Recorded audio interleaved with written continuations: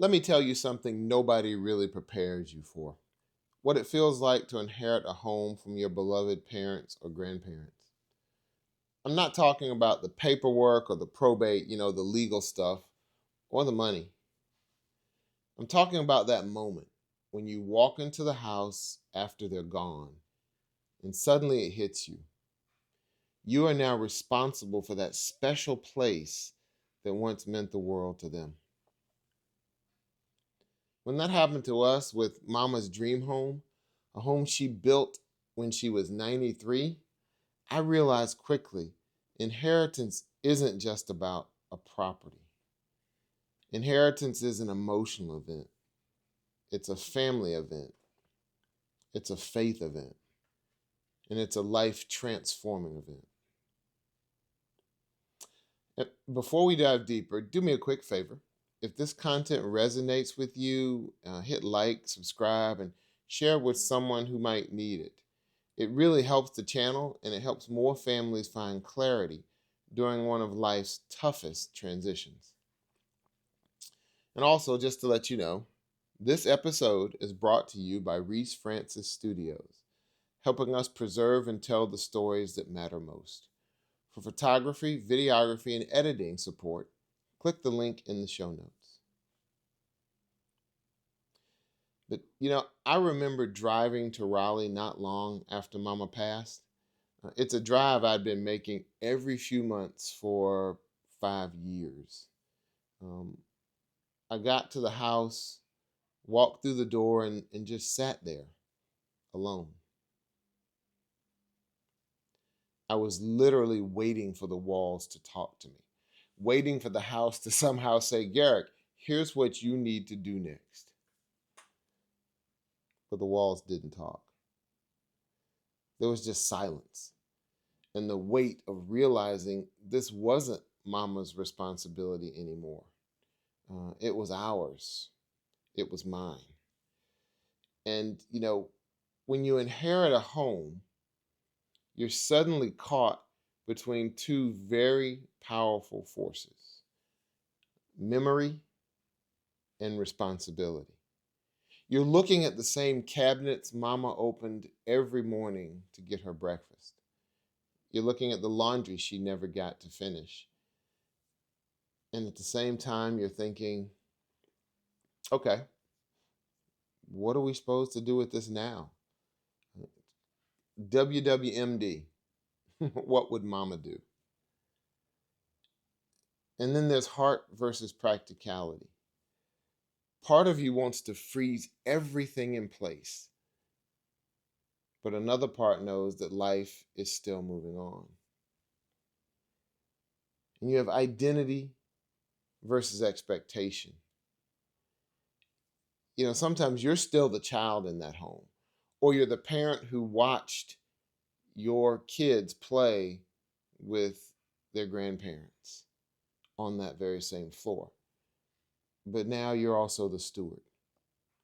And the truth is, the version of me sitting in that chair, Florence's baby boy, had no idea how to balance all of that. And that's okay. Nobody teaches you how to do this, even if they should. Now, on top of that emotional weight, there are real dangers that nobody warned you about, things you do need to think about. One, there's investor scavenging. And let me tell you, the investor calls start immediately. Text and letters and calls, even to our son and daughter, voicemails, wanting to know what to do with the property. They know when families are grieving, and they know confusion leads to quick decisions, which means more profit for them. They're a bit like wolves at the gate. And then there's family pressure. Even when everyone is well intentioned, there's this unspoken urgency. People want answers before you've had time to process loss.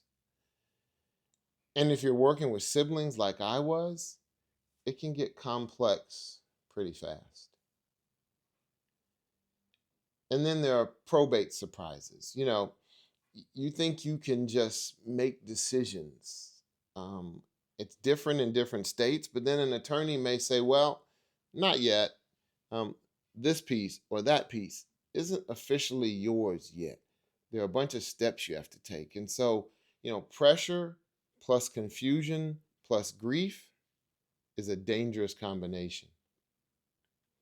And then there are the practical needs, right? I mean, mortgage payments, taxes, insurance, repairs, appraisals, utilities, all these things, life goes on, all while you're walking through a house that still feels like your parent should walk in any minute. And if I could go back and talk to myself that day, to that Garrick, to Florence's baby boy sitting in that quiet house, here's a few things I'd probably say. One, you don't have to figure everything out today. You're grieving, and grief doesn't follow paperwork timelines. Two, slow down and honor what this place means to you first. That emotional grounding will guide your good decisions later. And you're not doing this alone. Sheila and I realized that our strength came from talking openly, honestly, before making life-changing decisions. And honestly, I needed someone to say these things to me. So now I'm saying them to you. The truth is, most of us are not instructed on how to do this.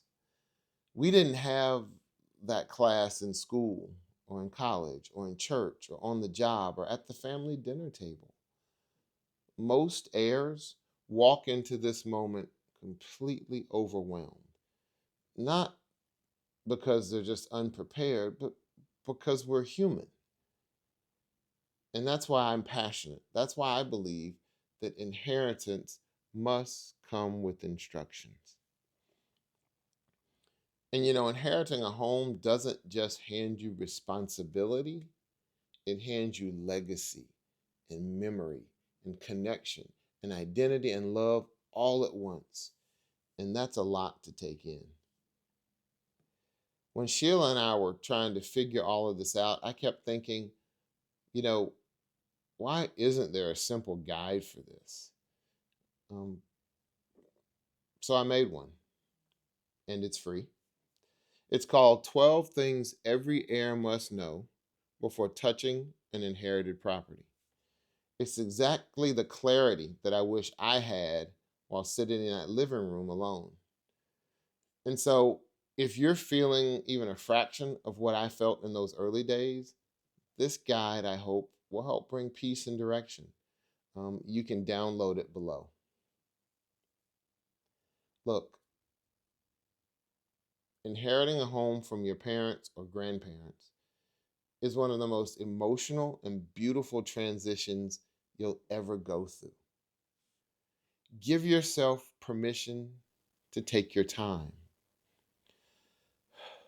to breathe, to pray, to feel, and to learn. Your elders trusted you with something very meaningful, and you are capable, more than capable, than you may feel right now, of honoring that legacy. So again, thank you for joining me. Thanks for granting me some of your valuable time. I'm Garrick Francis. I hope you'll come back for more inheritance discussions, because inheritance has to come with instructions. God bless.